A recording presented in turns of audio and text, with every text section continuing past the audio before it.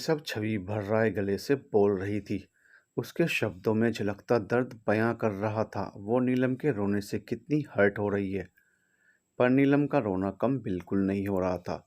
उसके जहन में जैसे जैसे उस दिन की यादें ताज़ा हो रही थी, उसे यही लग रहा था कि सब उसकी वजह से ही हुआ है। अगर वो फालतू सा प्लान ना बनाती तो शायद ना छवि को कुछ होता, ना ही अमर को। उसके चक्कर में दो बेगुनाहों को सजा मिल गई थी। सम्राट ने अपनी लाल हो चुकी गहरी नजरों से नीलम को देखा, जो किसी छोटे बच्चे की तरह रो रही थी। सम्राट के हाथ पांव ठंडे पड़ चुके थे। वह अंदर से बिल्कुल हिल गया था। वो भी नीलम को चुप करवाना चाहता था, उसे यकीन दिलाना चाहता था कि वो अमर को छोड़ देगा। और आखिर कैसे ना छोड़ता, वह उसका भी तो दोस्त है। बस वह अपनी बहन के आगे अपने फ्रेंड को नहीं चुन पाया, और चुनता भी कैसे। अपनी बहन की ऐसी हालत देखकर किसी भी भाई का खून खौल उठेगा। पर शायद नीलम की जिंदगी बर्बाद करना उसकी सबसे बड़ी भूल थी। उसे यही लगा था कि सब कुछ नीलम ने प्लान किया था, वही मास्टरमाइंड होगी इन सब की। पर एक्चुअल में नीलम तो किसी छोटे से बच्चे की तरह मासूम है। ना उसने कुछ किया है, और शायद ना ही वह कभी ऐसा कुछ कर सकती है।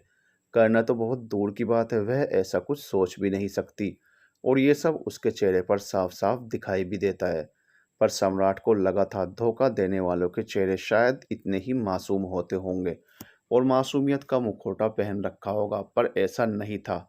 हमारी नीलम सच में बहुत मासूम थी। नीलम ने सिसकते हुए ही एक नज़र छवि को देखा, और फिर उससे अलग होते हुए सम्राट की तरफ देखते हुए थोड़ा हिचकिचाती हुई आवाज में बोली, अब तो आपको यकीन हो गया ना, भाई ने कुछ नहीं किया है। मैं आपके आगे हाथ जोड़ती हूँ, उन्हें छोड़ दीजिए।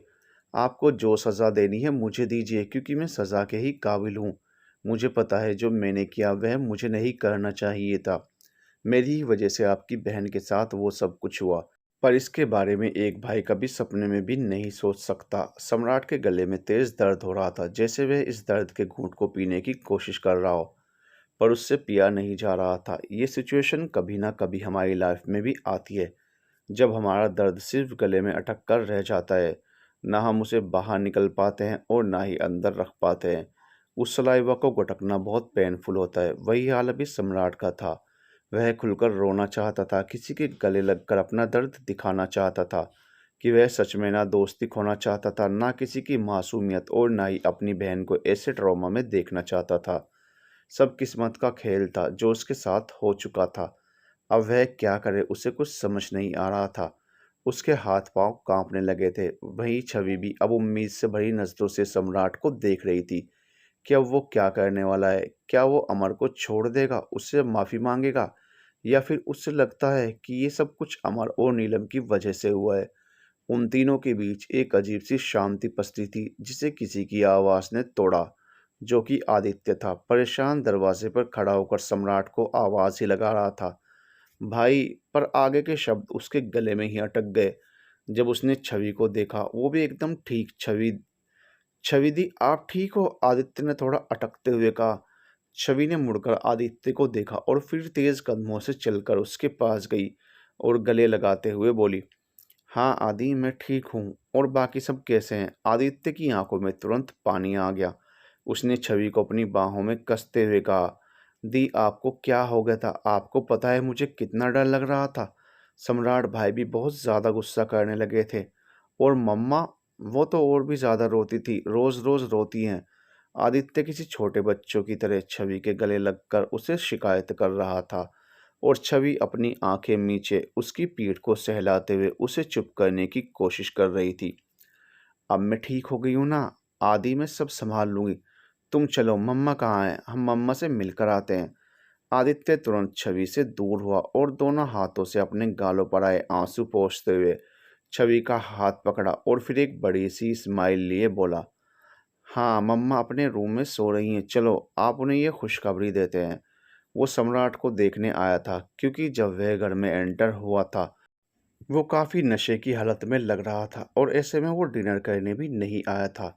इसलिए आदित्य को चिंता हो रही थी। वह घर का छोटा बेटा होते हुए भी सबका ख्याल रखने की कोशिश कर रहा था, क्योंकि उसे पता था कि अभी की सिचुएशन क्या है।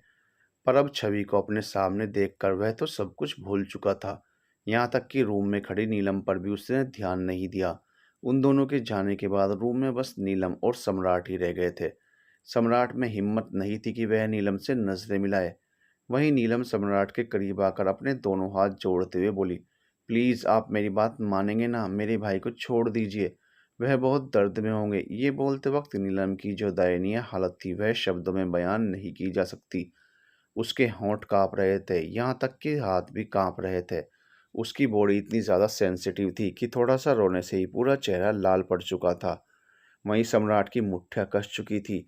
आज उसके सामने एक मासूम लड़की अपने भाई की जान की भीख माँग रही थी, और वह भी उस भाई की जो उसका दोस्त है। उसने कभी सपने में भी नहीं सोचा था कि ऐसा कोई डिसीज़न लेना पड़ेगा। उसने दर्द का सलाइवा गटकते हुए धीरे से कहा, तुम चिंता मत करो, वो सही सलामत है और अब उसे कोई टॉर्चर नहीं करेगा। यह चुनिंदा शब्द भी सम्राट बहुत मुश्किल से बोल पाया था।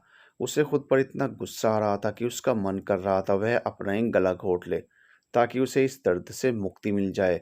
वहीं सम्राट की बात सुनकर नीलम का मासूम सा चेहरा खिल उठा। उसके होंठों पर एक हल्की सी मुस्कुराहट आ गई और वह सम्राट का हाथ अपने हाथों में पकड़ते हुए बोली, आप सच बोल रहे हो? आप उन्हें छोड़ दोगे? मुझे भी एक बार उनसे मिलना है, आप मिलवाओगे ना मुझे उनसे? नीलम सम्राट की बाजू पकड़कर हिलाते हुए यह सब बोल रही थी। सम्राट ने नजरें उठाकर नीलम के चेहरे को देखा, जिनमें आंसू, मुस्कान, इमोशन सब कुछ एक साथ था। सम्राट नीलम से अपनी बाजू छुड़ाते हुए बोला, हाँ, मैं सुबह तुम्हें उससे मिलवाऊंगा। अभी तुम रेस्ट करो, रात बहुत हो गई है। तुम इसी रूम में रेस्ट करो, मैं बाहर चला जाता हूँ। इतना बोलकर सम्राट बिना नीलम का कोई जवाब सुने तेज कदमों से रूम से बाहर चला गया और नीलम बेड पर बैठते हुए अमर के बारे में सोचने लगी।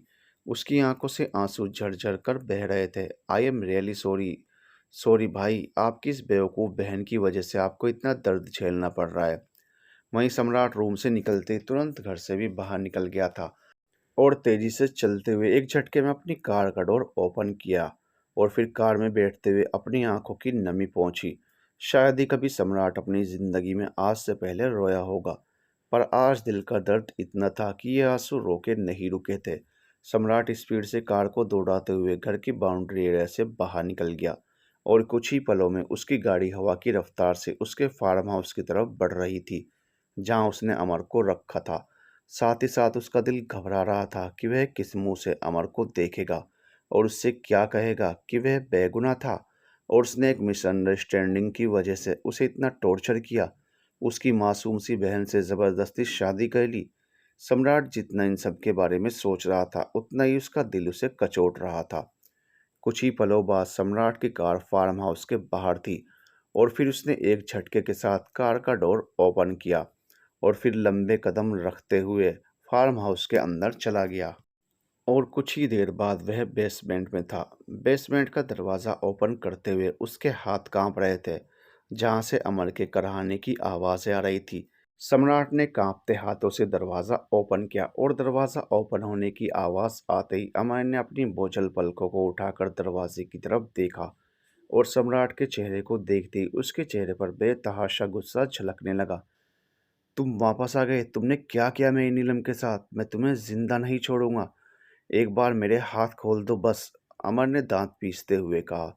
फिर अचानक ही उसकी गुस्से भरी आवाज़ गुम हो गई और उसने इस बार गिड़गिड़ाती हुई आवाज़ में कहा, क्या बिगाड़ा है उस मासूम ने तुम्हारा? तुम्हें उसकी हालत देखकर समझ नहीं आता वो बीमार है? कैसे पत्थर दिल इंसान बन चुके हो तुम सम्राट? अगर मेरी बहन को कुछ भी हुआ ना, सच बता रहा हूँ, चाहे मुझे तुम्हारा मर्डर केस में जेल ही क्यों ना जाना पड़े, पर मैं तुम्हें जिंदा किसी हाल में नहीं छोड़ूंगा, अमर ने झटपटाते हुए कहा। सम्राट बिना एक भी शब्द बोले तेज कदमों से अमर के पास गया और फिर धम से घुटनों के बल गिरते हुए उसके हाथ खोलने लगा। अमर कंफ्यूज होकर उसे देख रहा था कि आखिर क्यों इतनी जल्दी सम्राट ने उसकी बातें सुन ली, उसका कहा मान लिया। पर शायद सम्राट के उतरे हुए चेहरे से वह देख नहीं पा रहा था कि सम्राट किस कदर टूटा हुआ है। और जैसे ही उसके हाथ खुले वह तुरंत सम्राट की कॉलर पकड़ते हुए जबड़े कसकर बोला, बता कहाँ है मेरी नीलम? तूने उसे कुछ कर तो नहीं दिया है? बोल। अमर का दिल बहुत डर रहा था क्योंकि सम्राट ने उसे आज़ाद किया है, कहीं उसकी नीलम को तो कुछ नहीं हो गया। सम्राट की नज़रें झुकी हुई थी और उसने धीमी आवाज़ में कहा, कुछ नहीं हुआ तुम्हारी नीलम को, वो बिल्कुल सही सलामत है। और अगले ही पल उसने अपने गाल पर एक तेज दर्द का एहसास किया क्योंकि अमर ने कसकर एक मुक्का उसके गाल पर जड़ दिया था। और फिर वो बेहद तड़पते हुए बोला, कमीने, मैं तुझे जिंदा नहीं छोड़ूंगा। सिर्फ तेरी वजह से मेरी मासूम बहन की मासूमियत छिन चुकी है। तूने उसकी जिंदगी बर्बाद कर दी। बहुत कहता फिरता था मैं अपनी बहन से बहुत प्यार करता हूँ। तुझे दूसरों की बहन के ऊपर बिल्कुल दया नहीं आई? क्या पता उसे भी कोई प्यार करता हो। अमर चिल्लाते हुए सम्राट पर मुक्के बरसा रहा था। सम्राट के नाक और माथे से खून बहने लगा, पर अब तक उसने एक उफ तक नहीं की थी। अमर उसे जब मार मार कर थक गया तो एकदम उसके सीने पर सर रखते हुए जोर से चिल्ला उठा। उसकी चीख सुनकर किसी का भी दिल बैठ जाए। वो चीख कुछ पल उस कमरे में गूंजती रही। अमर ने सम्राट की कॉलर पकड़ी और उसकी आंखों में आंखें डालकर दांत किटकिटाते हुए बोला, कहाँ है मेरी बहन? क्या किया है तूने उसके साथ? बोल, मेरी नीलम कहाँ है? सम्राट की आंखों से एक बूंद आंसू निकलकर अमर के हाथ पर गिर गया, जिससे अमर के चेहरे पर एक व्यंग्य भरी मुस्कान तैर गई। किसे दिखा रहा है ये मगरमच्छ वाले आंसू? इकलौता दोस्त था तू मेरा। कितना बेसब्र था मैं तुझसे मिलने को। पर सोचा नहीं था ये मुलाकात इतनी यादगार बन जाएगी, जिसे मैं मरते दम तक नहीं भूल पाऊंगा। सम्राट ने लाल आंखों से अमर को देखा और फिर फीकी सी हंसी हंसते हुए बोला, बस कर, निकल गया गुस्सा इतना मार कर। भले ही सम्राट को ये बोलने में तकलीफ हो रही थी क्योंकि उसका गाल सूज गया था, पर फिर भी उसकी आवाज़ में डर की बजाय सिर्फ गहराई थी। अमर ने उसकी आंखों में इस तरह देखते हुए कहा, नहीं, पर मैं तेरे जितना बेदिल इंसान नहीं हूँ। और अपने ही दोस्त को मारकर मैं मेरे को कैसा फील हो रहा है ये मैं तुझे कभी नहीं समझा पाऊंगा, और ना ही तू कभी समझ पाएगा। क्योंकि ऐसा तो लोग दुश्मन के साथ भी नहीं करते हैं जैसा तुमने मेरे साथ किया है, मेरी नीलम के साथ किया है। नीलम का जिक्र होते ही सम्राट के चेहरे पर बेइंतहा दर्द झलक रहा था। वहीं अमर ने भी जैसे ही ये याद किया उसने तुरंत कहा, तो उसके बारे में कुछ बोल क्यों नहीं रहा है? कहाँ है वो? मुझे मिलना है उससे। वह बहुत ज़्यादा मासूम है, उसे किसी चीज़ की नॉलेज नहीं है, और अभी तो वो इतनी बीमार है, किसी से बात भी नहीं करती है। अमर ने धीमी आवाज में कहा, नहीं, अब वो ठीक हो गई है, वो सबसे बात करती है। अमर के चेहरे पर हैरानी आ गई और उसने बेसब्र होते हुए कहा, क्या सच में मेरी नीलम ठीक हो गई है? वो बात कर रही है? क्योंकि कल जब वो आई थी तो वो ठीक नहीं थी। सम्राट ने कहा, नहीं, अब वो ठीक है और मैं तुझे इस हालत में उससे नहीं मिलवा सकता। इसलिए आज तेरा ट्रीटमेंट होगा, कल तू उससे मिल लेना, और तुझे जो भी मुझसे पूछना है, जो मुझे सज़ा देनी है, सब दे देना। ये सुनकर अमर बहुत ज़्यादा हैरान था, पर फिलहाल उसके दिल में एक उम्मीद थी कि वो अपनी बहन से मिल सकता है। अगली सुबह अमर का ऑलमोस्ट ट्रीटमेंट हो चुका था।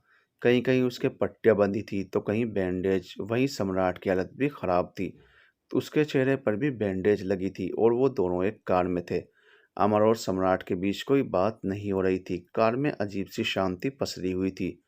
दोनों के दिल की धड़कनें बढ़ी हुई थी जो उसे शांति में शोर करती हुई सुनाई दे रही थी। अमर के दिल में हलचल थी अपनी बहन को ठीक देखने की, तो वहीं सम्राट के दिल में हलचल थी उस इंसान को देखने की जो बेगुनाह था और उसने उसे सज़ा दे दी, वह भी बिना पूरा सच जाने। पर अब सम्राट के दिमाग में बहुत कुछ चल रहा था। अमर थोड़ा ज़्यादा इमोशनल था तो वह सोच नहीं पा रहा था, पर सम्राट को सब कुछ समझ आ रहा था। ये जानबूझकर किसी ने किया है, किसी ने जानबूझकर वह इन्फॉर्मेशन गलत तरीके से सम्राट तक पहुंचाई थी, और उसका पता सम्राट बहुत जल्दी निकाल भी लेगा। सम्राट की कार उसके घर के सामने जाकर रुकी। सम्राट और अमर तेज कदम बढ़ते हुए घर के अंदर दाखिल हुए। हॉल में छवि और आदित्य दोनों उसे दिख गए। अमर छवि को वहां देखकर हैरान हो चुका था क्योंकि वह अब तक छवि से इस घर में नहीं मिला था। अमर को तुरंत उस दिन की याद आ गई। वह काला दिन वो कैसे भूल सकता था अपनी लाइफ का। उसके कदम वहीं रुक गए। उसने तिरछी नजरों से सम्राट को देखा जो इमोशनलेस होकर आगे बढ़ रहा था। वहीं नीलम अब तक सो रही थी क्योंकि अभी सुबह के 6 ही बजे थे। रात को बहुत रोने की वजह से उसका सर दर्द कर रहा था, जिस वजह से वो बहुत लेट तक नहीं सो पाई थी। आदित्य ने अमर को वहां देखकर एक्साइटमेंट में कहा, अमर भाई, आप यहाँ? और फिर उनके चेहरे पर लगी चोटों को देखकर बोला, क्या आप दोनों दंगल लड़कर आए हैं जो इतनी चोट खा रखी है?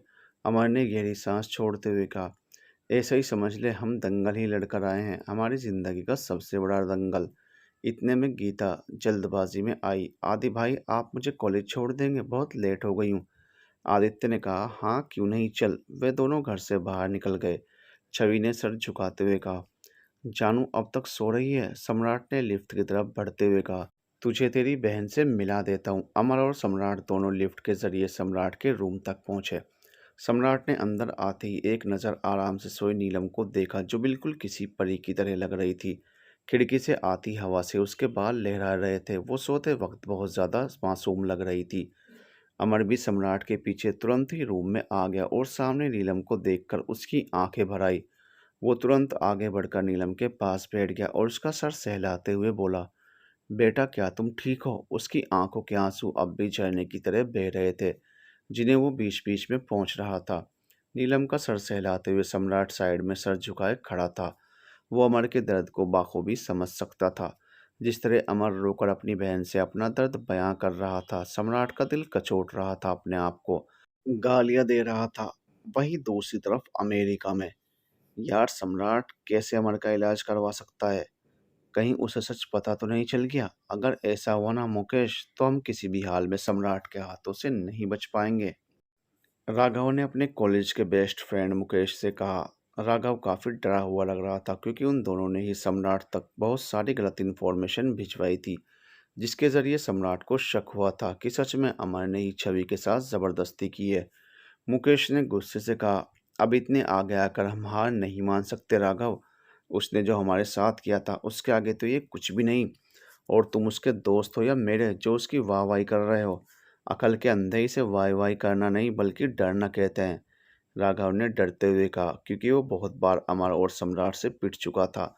एक बार और पिटने का उसका बिल्कुल इरादा नहीं था। इस बार तो पता नहीं उसे सम्राट और अमर दोनों का कौन सा विकराल रूप देखने को मिल जाए, क्योंकि टारगेट पर उन दोनों की ही प्यारी बहनों की जिंदगी जो थी, जो उन्हें अपनी जान से भी ज्यादा प्यारी हैं। ठाकुर विला में अमर के आंसू जैसे ही नीलम के गाल पर पड़े, उसकी आंखें झट से खुल गई, क्योंकि उसके दिल में एक अजीब सा खौफ जो बैठ गया था सम्राट का। वहीं उसे डरता देखकर अमर ने उसके सर को प्यार से सहलाते हुए कहा, डरो मत बेटा, ये मैं हूँ तेरा भाई। सम्राट ने अपनी आंखें कसकर भींच ली, क्योंकि जरूर नीलम उसी की वजह से डर रही है, उसे पता था। नीलम ने जैसे ही अमर की बात सुनी, वो तुरंत हैरानी से बोली, भाई आप ठीक हो भाई? इतना बोलते हुए ही वो सिसक पड़ी और झट से उठकर बैठते हुए अमर से लिपट गई। अमर ने भी आंखें कसकर भींचते हुए उसे टाइट हग कर लिया। दोनों भाई बहन एक दूसरे के गले लगकर रो रहे थे। वहीं सम्राट के फ़ोन पर एक नोटिफिकेशन आया, जिसे देखकर सम्राट की आंखें गुस्से से लाल हो गई और उसने तुरंत एक मैसेज टाइप करके सामने वाले को भेज दिया और अपने मन में कहा, मुकेश वाजपेयी और राघव खन्ना दोनों अपनी उल्टी गिनती शुरू कर दो, क्योंकि अब तुम्हें मेरे हाथों से कोई नहीं बचा सकता। सम्राट उन दोनों भाई बहन को वहीं छोड़ते हुए तेज कदमों से घर से बाहर चला गया। सम्राट फुल स्पीड में एक कार ड्राइव कर रहा था और उसके कान पर एक ब्लूटूथ लगा था, जिससे सामने वाले ने कहा, राघव खन्ना और मुकेश वाजपेयी दोनों फ्लाइट से करीब 9 बजे इंडिया पहुंच जाएंगे। सम्राट ने एक तेजी स्माइल करते हुए कहा, गीदड़ की जब मौत आती है ना, तो वो अपने दुश्मन की तरफ ही तेजी से आता है। उन्हें भी यमराज का बुलावा आ चुका है, इसीलिए तो वो खुद चलकर शेर की गुफा में आ रहे हैं। अमर ने नीलम को खुद से अलग करते हुए उसके चेहरे को अपने हाथों में भरकर पूछा, क्या उस कमीने ने कुछ किया तुम्हारे साथ? नीलम ने नहीं में गर्दन हिलाते हुए कहा, नहीं भाई, उन्होंने मेरे साथ कुछ नहीं किया, पर शायद मैंने बहुत कुछ कर दिया है और मैं चाहती हूँ मुझे इस गलती की सज़ा मिले। मेरी वजह से छवि की पूरी लाइफ बर्बाद हो चुकी है। अमर ने हैरानी से पूछा, क्या उस दिन उसके साथ कुछ हुआ था? नीलम ने रोते हुए हाँ में सिर हिलाकर कहा, हाँ भाई, और उस हादसे के बाद से छवि ट्रॉमा में थी। मुझे देखने के बाद वह होश में आई है, वरना वे किसी से बात तक नहीं कर रही थी। इतना बोलते बोलते नीलम फिर से रोने लगी थी। अमर ने उसे चुप करवाते हुए उसका सर सहलाया और प्यार से कहा, इसमें तेरी कोई गलती नहीं है बेटा। घूमने वो गई थी, ना कि तुमने उसे वहां भेजा था। तुम तो उसकी हेल्प करने जा रही थी, उल्टा तुम्हारे साथ खामखा वो सब हो गया। ये सब बोलते हुए अमर को वो दिन याद आ रहा था, जिससे उसके चेहरे पर दर्द साफ साफ दिखाई दे रहा था। नीलम ने रोते हुए ना में गर्दन हिलाकर कहा, नहीं भाई, वो घूमने नहीं गई थी, मैंने ही उसे वहां भेजा था। ये सुनकर अमर के माथे पर बल पड़ गए। उसने कंफ्यूज होते हुए कहा, क्या बोल रही हो तुम? होश में तो हो? तुम क्यों भेजोगी उसे उस जंगल में? नीलम ने उबकियां भरते हुए कहा, क्योंकि क्योंकि वो आपसे बहुत प्यार करती है और वह चाहती थी कि आप उसे बचाने जंगल में जाओ और वो आपको प्रपोज कर सके। उसने नकली गुंडे बुलवाए थे, पता नहीं वे सच के गुंडे वहां कैसे आ गए। और और ये बकवास प्लान मेरा ही था, सब मेरी वजह से हुआ है। अब मैं बहुत बुरी हूँ, मैं किसी के लिए अच्छी नहीं हूँ। मेरी वजह से उसके भाई ने आपको इतना पीटा है, आपको इतना दर्द दिया है। अब सब किए की सज़ा मुझे मिलनी चाहिए, तो आप अब सम्राट और मेरे बीच नहीं आएँगे। उन्हें मुझे जो सज़ा देनी होगी मुझे मंज़ूर है। और फिर नीलम ने एक फीकी सी मुस्कान के साथ कहा, और वैसे भी अब वो मेरे पति हैं। ये सुनकर अमर, जिसे छवि के लिए बुरा लग रहा था और साथ में हैरानी हो रही थी कि वो लड़की उससे प्यार करती है, वो फिर से सम्राट के बारे में सोचकर गुस्सा हो गया। कितना घटिया इंसान है सम्राट, उसकी बीमार बहन से ज़बरदस्ती शादी कर ली। उसे बिल्कुल दया नहीं आई उसके ऊपर। 9 बजे मुकेश और राघव चेहरे पर एक मास्क लगाए फ्लाइट से उतरते हैं। उन दोनों के हाथ में एक एक सूटकेस था और वह तेज कदम बढ़ाते हुए बाहर की तरफ बढ़ जाते हैं, जहां उनके लिए पहले से एक गाड़ी खड़ी थी। दोनों ही उस गाड़ी में बैठ जाते हैं। मुकेश तुरंत अपने मास्क को उतारते हुए गाड़ी की सीट पर अपना सर टेक कर गहरी सांस लेते हुए बोलता है, चलो पहुंचते गए हम अपने शिकार के पास। अब बस एक अच्छे से मौके की तलाश करनी है और उसका काम ख़त्म। इतना सोचते सोचते उसके चेहरे पर एक तिरछी मुस्कान बिखर गई। वहीं राघव की हालत डर से खराब थी। उसने डरते हुए कहा, और अगर ये गेम हम पर ही उल्टा पड़ गया तो? बचने का कोई प्लान है तुम्हारे पास? मुकेश उसे इस तरह से डरते हुए देखकर गुस्से में बोला, इतना ही डरपोक है तो मेरे से हाथ मिलाना जरूरी था। उसे टाइम तो बड़ी तड़प मच रही थी सम्राट और अमर को नीचे दिखाने की, उन्हें लड़ाने की। भूल गया कॉलेज में उन दोनों ने हमें कितना पीटा था, हमारी कितनी बेइज्जती की थी। और जब भगवान हमें मौका दे रहा है उनके साथ ये करने का, तो तू डर रहा है? राघव ने खुद को शांत करने के लिए एक गहरी सांस छोड़ी और कहा, ठीक है, अगर तू बोलता है तो मैं मान लेता हूँ, पर उनका खौफ मेरे दिल से कभी नहीं जा सकता। वहीं अब सम्राट अपने फार्म हाउस पर था। वह सोफे पर किसी राजा की तरह बैठा था और उसके कान में अभी भी ब्लूटूथ लगा था, जिसमें से किसी ने कहा, वो आपकी गाड़ी में बैठ चुके हैं, बस कुछ ही देर में आपके सामने होंगे। सम्राट ने अजीब तरीके से विशल बजाते हुए कहा, I am desperately waiting for them. कुछ ही देर बाद मुकेश और राघव को एहसास हुआ कि गाड़ी वहां नहीं जा रही है जहां वे ले जाना चाहते हैं। उन्होंने एक होटल रूम बुक किया था, उनकी गाड़ी उस तरफ जानी चाहिए थी, पर ये गलत डायरेक्शन में जा रही है। मुकेश ने कहा, अबे अकल के अंधे, किधर लेकर जा रहा है? ड्राइवर ने शांति से कहा, उधर कंस्ट्रक्शन का काम चल रहा है, इसलिए उधर से लेकर जा रहा हूँ। ये सुनकर मुकेश ने फिर से आंखें बंद करते हुए अपना सिर पीछे सीट पर टिका दिया। पर राघव डर के मारे कांपने लगा था। उसके माथे पर पसीने की बूंदें आ चुकी थी। उसने डरते हुए कहा, ज़रूर ये उन दोनों का आदमी होगा और ये हमें उसी के पास लेकर जा रहा है। मेरी सिक्स सेंस बोल रही है कि यही हो रहा है। मुकेश ने इरिटेट होते हुए कहा, एक तो तू डरता बहुत है, हर बात में तुझे वे दोनों ही क्यों नजर आते हैं? अभी तो दोनों रो रहे होंगे, उनका दुख खत्म नहीं हो रहा होगा। और वैसे भी उनको कौन खबर देने वाला है कि ये सब हमने किया है? और चलो ये भी पता चल जाए कि ये सब हमने किया है, तो उन्हें एड्रेस कौन देने वाला है कि हम कहाँ जा रहे हैं, कब आ रहे हैं? So just chill Raghav. Raghav ने डरते हुए सीट में लगी पानी की बोतल निकाली और एक ही सांस में पानी पीने लगा। कुछ ही देर बाद वो गाड़ी एक झटके से सम्राट के फार्म हाउस के सामने जाकर रुक गई। मुकेश ने एक उबासी लेते हुए कहा, पहुंच गए क्या हम?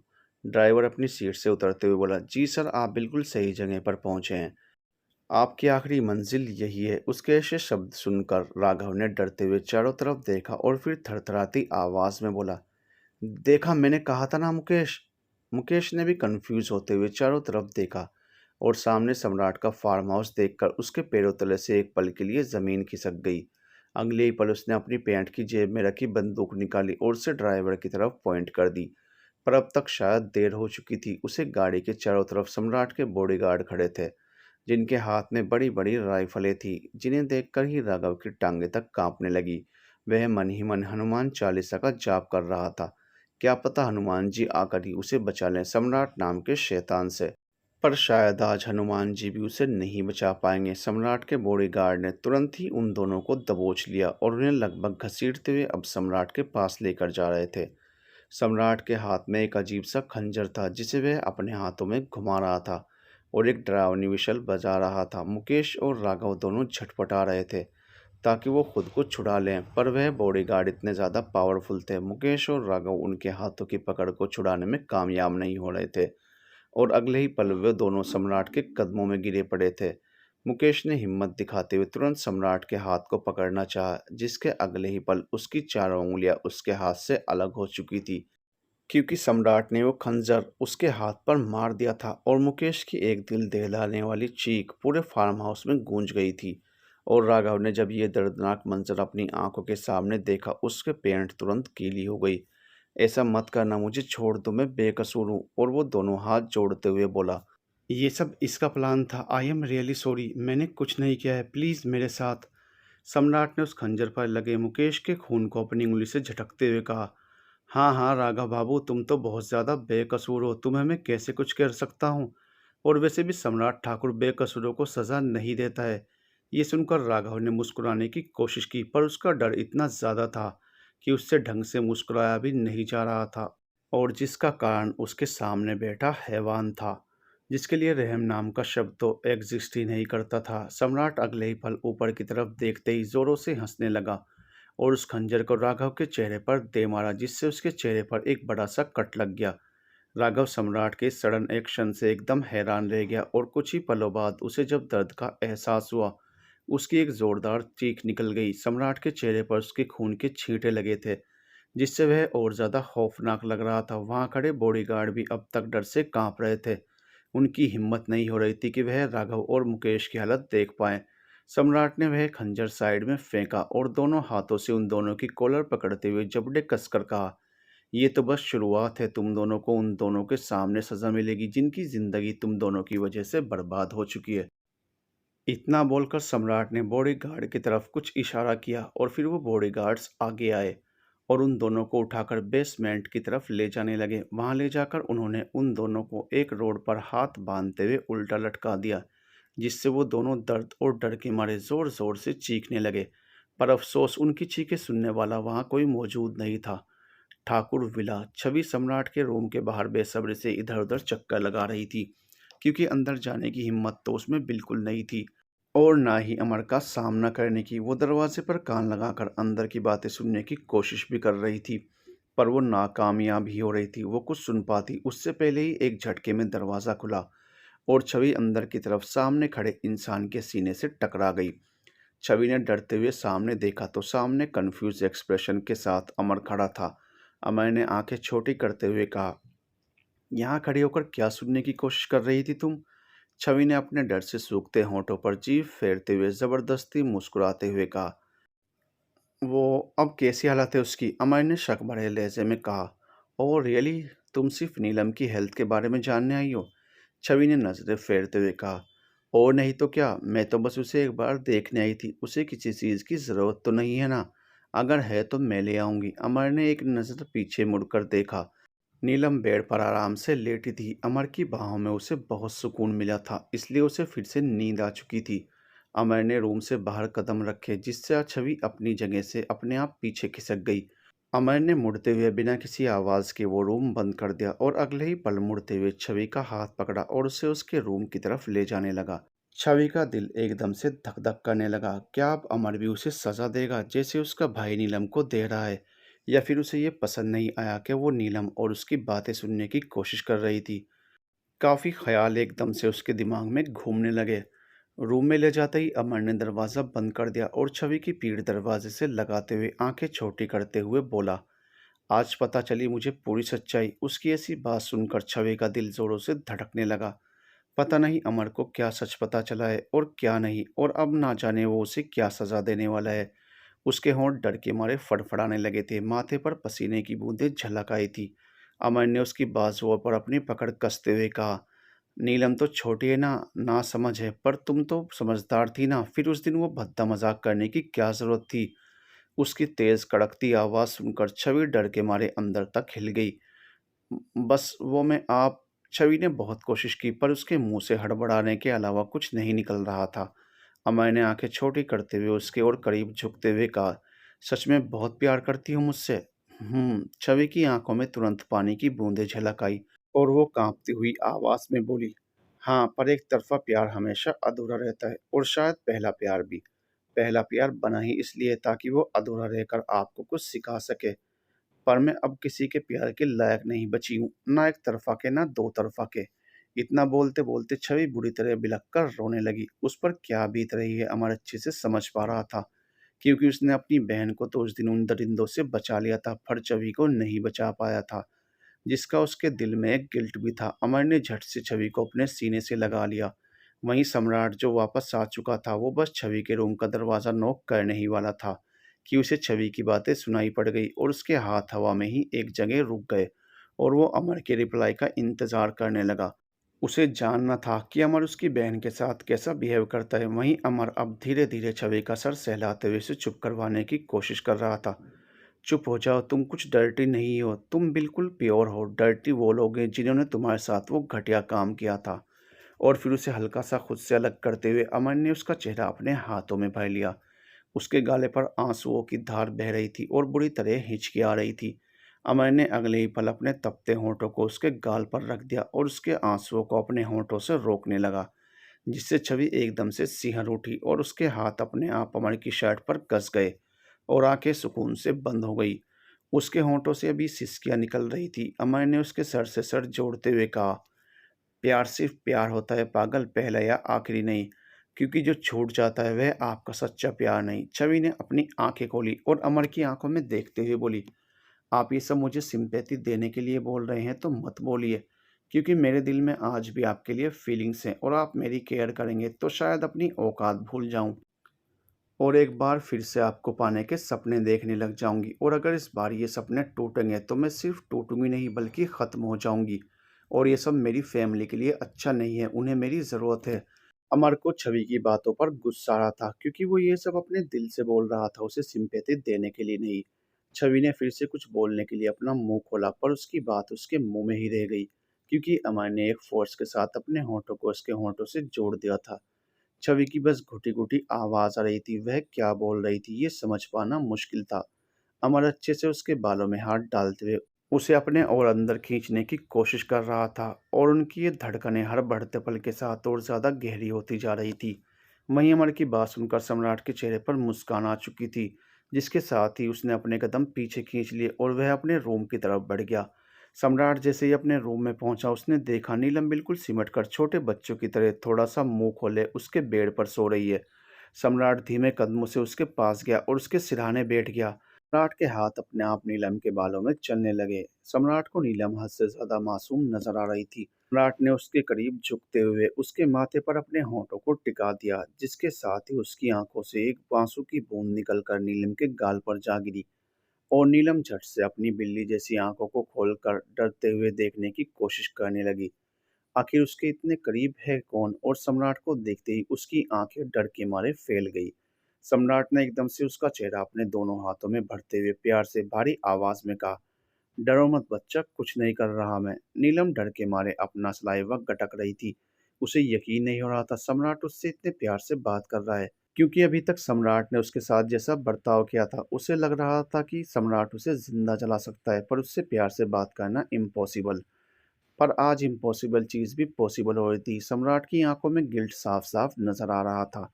नीलम सम्राट के हाथ अपने चेहरे से हटाने की कोशिश करते हुए बोली, वो पता नहीं कैसे मेरी आँख लग गई। अभी तो भाई मेरे पास ही थे।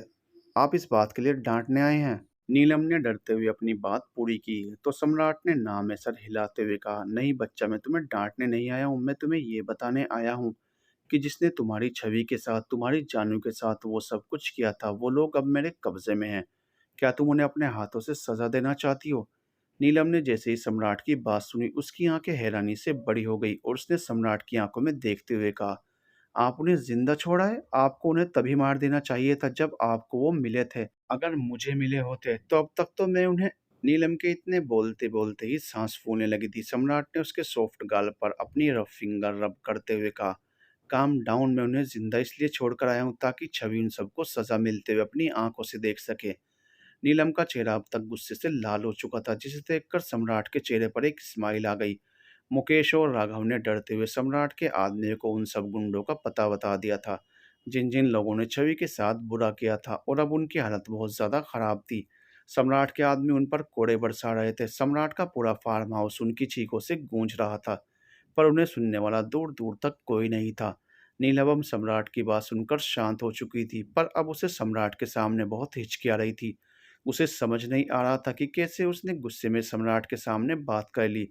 वो उसके पास बात करने के लिए कोई टॉपिक नहीं था, तो उसने इधर-उधर नज़रें फेरते हुए कहा, आप मुझे बच्चा क्यों बुला रहे हैं? नीलम ने बेड पर उठकर बैठते हुए कहा, जिसे सुनकर सम्राट के चेहरे पर एक स्माइल आ गई। सम्राट ने सामने लगे ड्रेसिंग मिरर की तरफ इशारा करते हुए कहा, लुक एट योर सेल्फ। नीलम ने कन्फ्यूज होते हुए मिरर की तरफ देखा।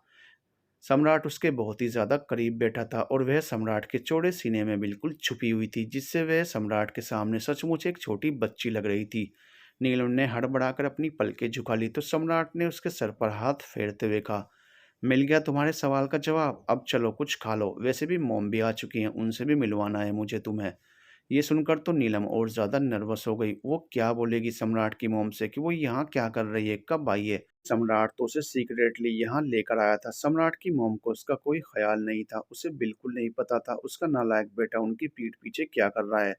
सम्राट ने उसे ऐसे डरते देखा तो उसका हाथ पकड़ते हुए कहा, डोंट वरी, तुम्हें वह कुछ नहीं कहेंगी, और कहेंगी तो मैं उन्हें रोक लूंगा। अब तुम्हें कोई कुछ नहीं बोल सकता, क्योंकि तुम मेरी वाइफ हो। तुम्हारी डिसरेस्पेक्ट मतलब मेरी डिसरेस्पेक्ट, और सम्राट ठाकुर की डिसरेस्पेक्ट कोई नहीं कर सकता, कोई भी नहीं।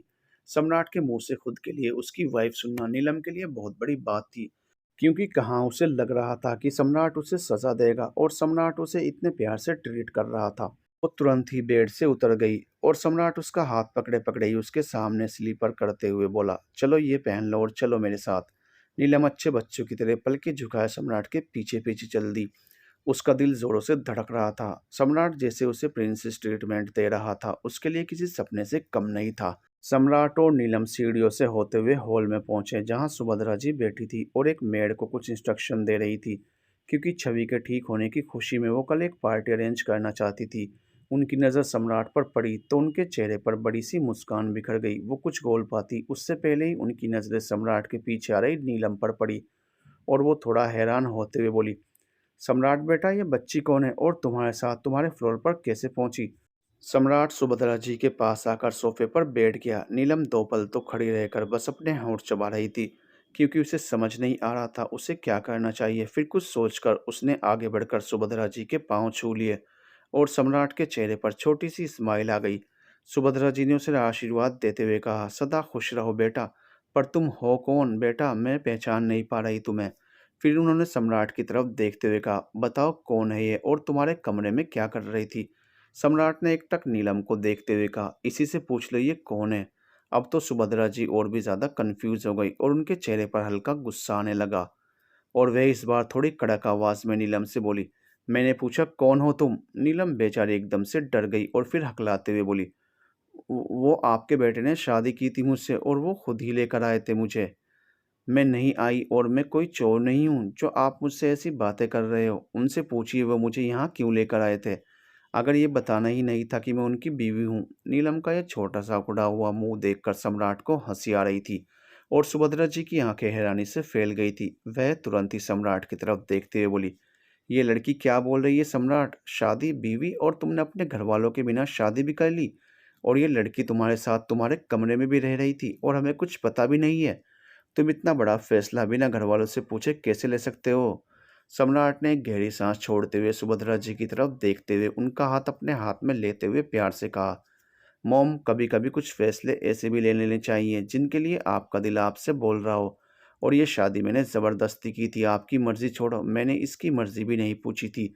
बस वह एक गलतफ़हमी थी जिस वजह से मैंने इससे शादी की थी। मुझे लगा था मेरी इस शादी को मैं तोड़ दूँगा, पर मैं इस रिश्ते को दिल से निभाना चाहता हूँ। इसलिए पहले आपसे इसे मिलवा रहा हूँ। कल सुबह सिर्फ़ छवि के ठीक होने का सेलिब्रेशन नहीं मनाया जाएगा, आपके बेटे की शादी भी होगी। ये सुनकर नीलम की आंखों में पानी भर आया। आज सच में उसे लग रहा था कि सम्राट ने उसे माफ कर दिया, वरना वो तो कब से यही सोच रही थी। सम्राट उसे जरूर कोई भयानक सजा देने वाला है उसकी गलती के लिए। पर उसके दिल को अब तसल्ली मिल रही थी। सुभद्रा जी एक पल के लिए खुश हुई, पर उनके चेहरे पर अब भी उलझन साफ साफ झलक रही थी कि वो कैसे किसी अनजान लड़की को अपने घर की बहू बना ले। सम्राट कहीं ना कहीं उनकी उलझन भांप चुका था। वो फिर से उनका हाथ पकड़ते हुए बोला, मॉम, ये अजनबी नहीं है, ये अमर की बहन है नीलम। सम्राट के मुंह से नीलम को अपना नाम बेहद प्यारा लग रहा था। शायद जिंदगी में पहली बार उसे अपना नाम इतना खूबसूरत लगा था। वहीं ये सुनकर सुभद्रा जी तुरंत सोफे से उठकर नीलम के पास गई और उसे अपने सीने से लगाते हुए बोली, ओह, तो ये नीलम है, बहुत प्यारी है, किसी की नजर न लग जाए इसे। ऐसे बोलते हुए उन्होंने अपनी आंख के किनारे से हल्का सा काजल निकालते हुए उसके कान के पीछे लगा दिया और फिर से उसे सीने से लगाते हुए बोली, मैं इतने दिनों से भगवान से प्रार्थना कर रही हूँ, मेरे घर की खुशियाँ लौटा दो, और देखो उसने एक साथ कितनी सारी खुशियाँ मेरी झोली में डाल दी हैं। इतना बोलते बोलते उनकी आंखों में खुशी के आंसू झलक आए थे। सम्राट भी बहुत खुश था, उसकी अनचाही दुल्हन उसका सब कुछ बनने वाली थी। अब छवि और अमर के सर आपस में जुड़े हुए थे और दोनों आंखें बंद किए हुए गहरी गहरी सांसें ले रहे थे। तो बहुत ज्यादा शर्मा रही थी, इसलिए उसकी हिम्मत नहीं हो रही थी वो आंखें उठाकर अमर की आंखों में देख सके। अमर ने उसके माथे को चूमते हुए गहरी आवाज में कहा, आज के बाद ये शब्द तुम्हारी जुबान पर नहीं आने चाहिए कि तुम इम्प्योर हो, गंदी हो या किसी के प्यार के लायक नहीं हो, समझी? छवि तुरंत ही उसके सीने से लगते हुए बोली, आप मुझे अकेला मत छोड़ना, फिर मैं सब भूल कर आपके साथ नई जिंदगी शुरू करूंगी। ये सुनकर अमर के होठों पर हल्की सी मुस्कुराहट आ गई और उसने और भी ज्यादा कसते हुए उसे अपने सीने से बिल्कुल चिपका लिया कि तभी उनका डोर नॉक हुआ और सम्राट ने शांत आवाज में कहा, बाकी का रोमांस बाद में करना, जल्दी से बाहर आ जाओ, हमें कहीं जाना है। अमर ने दांत भींचते हुए कहा, कबाब में हड्डी बनने क्यों आया है, फिर जब तुम्हें पता है यहाँ रोमांस चल रहा है। छवि को हद से ज्यादा शर्म आ रही थी। उसका भाई बाहर खड़ा है और वो बेशर्मों की तरह अब भी अपने प्यार के सीने से लगी हुई है। कुछ देर बाद अमर, सम्राट और नीलम चारों लोग सम्राट के फार्म हाउस के लिए निकल चुके थे। छवि को कोई अंदाजा नहीं था वो लोग कहाँ जा रहे हैं, पर वो अमर के बगल वाली सीट पर बैठी थी तो सब कुछ भूलकर बस अपने दिल की धड़कनें संभालने की कोशिश कर रही थी, जो अमर का एहसास इतने करीब से पाकर बेकाबू हो चुकी थी। सम्राट की कार फार्म हाउस के सामने जाकर रुकी और वो चारों कार से उतरकर अंदर की तरफ बढ़ गए। छवि को अजीब सा डर लग रहा था, इसलिए उसने कसकर अमर का हाथ पकड़ रखा था। वहीं नीलम के चेहरे पर सिवाय गुस्से के कुछ नजर नहीं आ रहा था। फार्म हाउस के अंदर जाते ही सम्राट ने उनको बेसमेंट के अंदर जाने को कहा और खुद भी आगे आगे बढ़ गया। बेसमेंट के अंदर का नजारा देखते ही छवि की एक चीख निकल गई और वो बुरी तरह डर गई और रोने लगी। अमर ने तुरंत उसे अपने सीने से लगा लिया और उसका सर सहलाते हुए बोला, कुछ नहीं हुआ, जाना है, ये चुप हो जाओ, ये सब तुम्हारे ही गुनहगार हैं, बस इसलिए इस हालत में है। क्योंकि सामने का नजारा सचमुच भयानक था। कुछ लड़कों की चीखें और उनके शरीर से बहते खून से पूरा कमरा सना हुआ था। उनके अपर बॉडी पर कोई भी कपड़ा नहीं था। उनकी शक्ल पहचानने में नहीं आ रही थी क्योंकि उन्हें बुरी तरह पीटा गया था कोड़ों से, और हर दरिंदे को ऐसी ही सजा मिलनी चाहिए, ये मेरा भी मानना है। छवि की हिम्मत नहीं हो रही थी एक बार फिर वही नज़ारा अपनी आंखों से देखने की। वो बस अमर के सीने से लगी सिसक रही थी और अमर से चुप करवाने की कोशिश कर रहा था। वहीं नीलम की आंखों से नफरत के अंगारे बरस रहे थे। उसने एक बॉडीगार्ड के हाथ से गन छीनते हुए एक लड़के के प्राइवेट पार्ट को शूट कर दिया और छवि इस गोली की आवाज़ से और ज़्यादा डरते हुए रोने लगी। नीलम की आंखों में भी आंसू थे, पर उस पर उसका गुस्सा हावी हो रहा था, जिसकी वजह से वो उन आंसुओं को रोकने या पहुंचने की बजाय सीधा उस जड़ को ख़त्म करना चाहती थी, जिसकी वजह से ये सब हो रहा था। सम्राट ने नीलम के हाथ से गन ले ली और नीलम को अपनी बाहों में भर लिया। नीलम बुरी तरह चीखते हुए बोली, kill them, they are bloody bastard. सम्राट ने उसके सर को अपने सीने में दफन करते हुए कहा, शांत हो जाओ बच्चा, हम इन्हें सजा देने आए हैं यहाँ। ये सुनकर नीलम सम्राट का शर्ट अपनी मुट्ठी में कसते हुए रो पड़ी। कुछ देर बाद उन सब गुंडों के दिल दहला देने वाली चीखें गूंज रही थी क्योंकि उनकी बॉडी से करंट फ्लो हो रहा था। कुछ ने दम तोड़ दिया था तो कुछ अपनी आखिरी सांसें गिन रहे थे। शाम को वो चारों वापस घर आ चुके थे, पर उन सब का मूड उखड़ा हुआ था। आदित्य और गीता को भी सब पता चल गया था। उन्हें नीलम के लिए बुरा लग रहा था, पर साथ ही बहुत खुशी हो रही थी कि वो उनकी भाभी बनने वाली है और फाइनली उनके भाई की जिंदगी में भी खुशियां आने वाली हैं। उनके पापा के जाने के बाद उनके घर में शायद पहली बार इतनी बड़ी खुशखबरी आई थी। जोरों शोरों से शादी की तैयारियां होने लगी थी। चौहान फैमिली को भी सब पता चल चुका था। प्रताप चौहान को पहले से सम्राट बेहद पसंद था और उनके हिसाब से ये एक लव मैरिज थी जिसे वो फुल्ली सपोर्ट कर रहे थे। अगली सुबह नीलम आज सुबह से बहुत एक्साइटेड थी क्योंकि उसे नई नई ड्रेसेस दिखाई जा रही थी उसके एक ड्रेस फिक्स करने के लिए, और शॉपिंग तो लड़कियों का फेवरेट काम होता है। वहीं छवि भी अपनी जानवी के साथ खुश थी, वे फाइनली नंद भाभी बनने वाली हैं। पर इसके उलट अमर के दिमाग में अलग ही प्लान था। वो छवि को सबके सामने प्रपोज करना चाहता था। कुछ ही देर में मेहंदी की रस्म शुरू हुई। छवि भी नीलम के साथ मेहंदी लगवा रही थी और उसके हाथ में बिना उसकी खबर के अमर का नाम भी लिखा जा चुका था। पूरे घर में म्यूजिक की आवाज़ तो कहीं से हंसने की, खिलखिलाने की आवाज़ गूंज रही थी। सुभद्रा जी की आंखों में आंसू थे और वो कान्हा जी के मंदिर को सजाते हुए उनसे बातें कर रही थी अपने सुख दुख की। शाम का समय, मंडप सज चुका था और नीलम दुल्हन बन चुकी थी। ललिता अपनी छोटी सी गुड़िया को दुल्हन के जोड़े में देखकर भावुक हो चुकी थी। और उसे अपने गले से लगाते हुए उस पर खूब प्यार लुटा रही थी। हर माँ का आखिरी सपना यही होता है, अपनी बेटी को अपनी आंखों के सामने दुल्हन बना हुआ देखना। जॉय ललिता का सपना पूरा हो चुका था। कुछ देर बाद क्रीम कलर की शाही शेरवानी पहने पूरे रोब के साथ चलता हुआ सम्राट सीढ़ियों से नीचे आया और स्टेज की तरफ चल दिया, जहां उनके लिए वरमाला की रस्म को करने की अरेंजमेंट की गई थी। कुछ ही देर बाद सम्राट के दिल की धड़कनें बढ़ चुकी थी। अपने बच्चे को एक बार फिर अपने सामने दुल्हन के लिबास में देखकर उसकी आंखों में भी पानी था, पर होंठों को एक मुस्कान। कुछ देर बाद उनकी वरमाला की रस्म खत्म हुई और सामने लगे फ्लोर पर लाइट एकदम से डिम हो गई। सबका ध्यान उधर खिंच गया। वहीं छवि घबरा गई क्योंकि वो वहीं खड़ी थी और अचानक वहां अंधेरा हो गया। पर अगले ही पल म्यूजिक के साथ वहां एक बार फिर लाइट आ गई। छवि ने सामने देखा तो अमर घुटनों के बल बैठा था और उसके हाथ में एक रिंग बॉक्स था, जो उसने बड़ी उम्मीद से छवि की तरफ बढ़ाया हुआ था। बैकग्राउंड संगीत, इश्क वाला लव, सुर्ख वाला, सोज वाला, वैसे वाला लव, इश्क वाला लव होता है जो लव से ज्यादा वैसे वाला लव, इश्क वाला लव। छवि तुरंत ही घुटनों के बल आते हुए अमर के सीने से लिपट गई और वहां तालियों की गड़गड़ाहट गूंज गई और आदित्य तो सीटियां बजा रहा था। सुभद्रा जी ने एक बार फिर कान्हा जी के मंदिर की तरफ देखा और हल्की सी मुस्कुरा दी। कुछ देर बाद सम्राट और नीलम भी शादी के बंधन में बंध चुके थे और इसी के साथ हैप्पी वाली एंडिंग।